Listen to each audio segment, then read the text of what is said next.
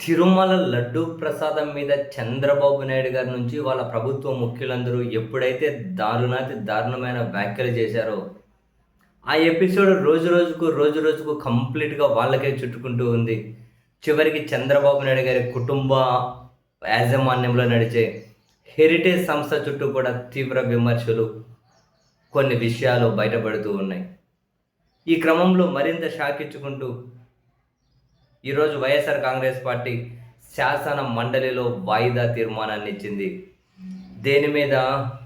Indapur dairy పేరుతో heritage సంస్థ టీటీడీకి నెయ్యి సరఫరా చేసిన అంశం మీద వాయిదా తీర్మానాన్ని ఇచ్చింది వైఎస్ఆర్ కాంగ్రెస్ పార్టీ శాసన మండలిలో.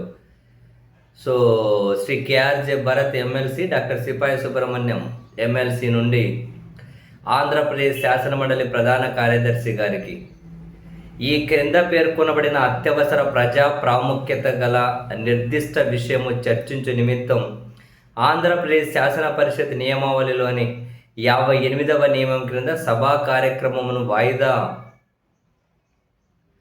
వేయవలసినదిగా ప్రతిపాదించుటకై అనుమతిని కోరుచుటకు నేను ఉద్దేశిస్తున్నాను అని చెప్పి ఇందాపూర్ డైరీ పేరుతో హెరిటేజ్ సంస్థ టీటీడీకి నెయ్యి సరఫరా అంశంపై సభలో చర్చించాలని కోరుతున్నాము అని వైఎస్ఆర్ కాంగ్రెస్ పార్టీ వాయిదా తీర్మానాన్ని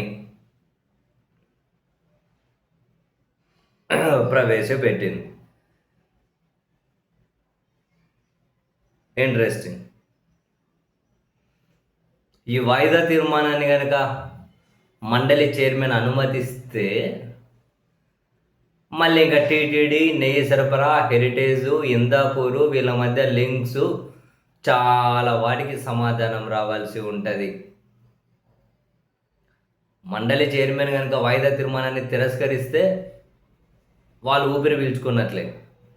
లేదు, అనుమతించి కనుక చర్చకు ఆస్కారం ఇస్తే ఇది ఇంకా నెక్స్ట్ ఎన్ని టన్నులు తీసుకుంటుందో, ఎన్ని ప్రశ్నలకు సమాధానాలు వెతకాల్సి ఉంటుందో. Much interesting.